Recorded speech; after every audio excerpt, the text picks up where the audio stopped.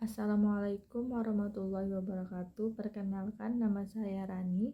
Selama 3 tahun kuliah di UIN STS Jambi, program studi Hukum Tata Negara yang saat ini berada di kelas 6A.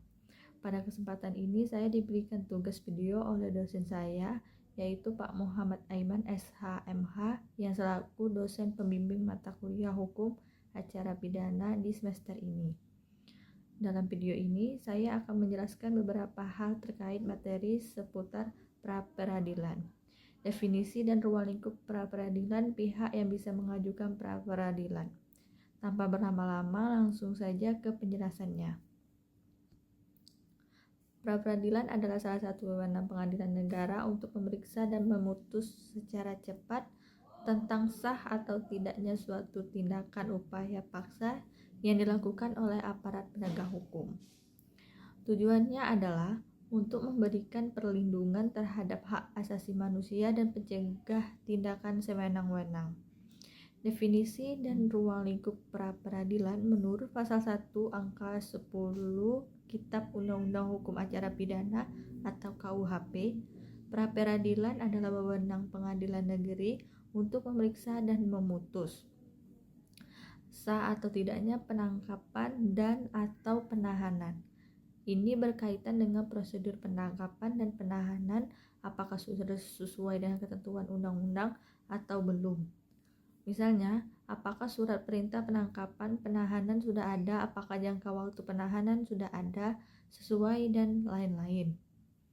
Sah atau tidaknya penghentian penyidikan atau penghentian penuntutan.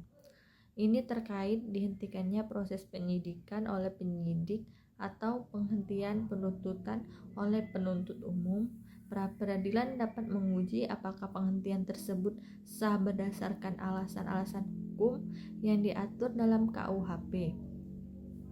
Misalnya, apakah penghentian dilakukan karena tidak cukup bukti, bukan tindak pidana, atau nebis in idem, atau perkara yang sama sudah pernah diputus. Permintaan ganti kerugian atau rehabilitas oleh tersangka atau keluarganya atau pihak lain yang dirugikan. Ini diajukan karena penangkapan, penahanan, penyitaan, penggeledahan, atau tindakan lain yang dilakukan tanpa dasar hukum yang sah atau karena kekeliruan mengenai orangnya atau hukum yang diterapkan. Berdasarkan putusan Mahkamah Konstitusi nomor 21/PUU 2014, ruang lingkup pra-peradilan diperluas untuk mencakup sah atau tidaknya penetapan tersangka.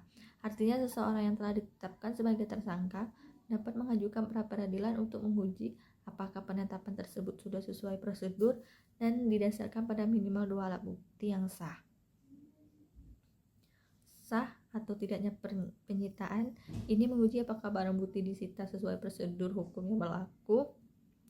Sah atau tidaknya penggeledahan menguji apakah penggeledahan dilakukan sesuai dengan prosedur hukum yang berlaku, seperti adanya izin dari ketua pengadilan negeri. Pihak yang bisa mengajukan pra-peradilan, pihak-pihak yang berhak mengajukan permohonan. Pra-peradilan adalah tersangka, orang yang diduga keras melakukan tindak pidana, keluarga tersangka seperti istri atau suami, anak, orang tua atau wali, kuasa hukum tersangka yaitu pengacara atau penasihat hukum yang ditunjuk oleh tersangka. Pihak ketiga yang berkepentingan khusus untuk permohonan ganti kerugian dan rehabilitas pihak lain yang dirugikan akibat suatu tindakan upaya paksa yang tidak sah juga bisa mengajukan, misalnya pemilik barang yang disita meskipun tersangka atau ahli waris dari korban yang salah tangkap. Penyidik atau penuntut umum khusus untuk kasus penghentian penyidikan atau penuntutan yang dianggap tidak sah oleh pihak ketiga yang berkepentingan, upaya hukum terhadap putusan pra-peradilan.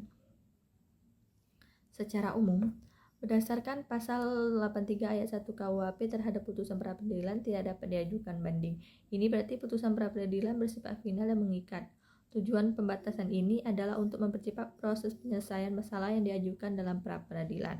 Namun terdapat pengecualian yang diatur dalam pasal 83 ayat 2 KUHP, yaitu putusan peradilan yang menyatakan tidak sahnya penghentian penyidikan atau penuntut dapat diajukan kasasi oleh penuntut umum. Ini berarti jika pengadilan pra-peradilan memutuskan bahwa penghentian penyidik atau penuntut itu tidak sah dan harus dilanjutkan, maka jaksa penuntut umum atau bukan pihak lain dapat mengajukan upaya hukum kasasi ke Mahkamah Agung.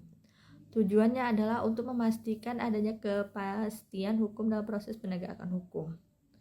Terima kasih telah menyaksikan video ini. Semoga pemahaman kita mengenai hukum acara pidana dalam konteks pra-peradilan semakin mendalam dan kita dapat berkontribusi positif bagi masyarakat dan negara.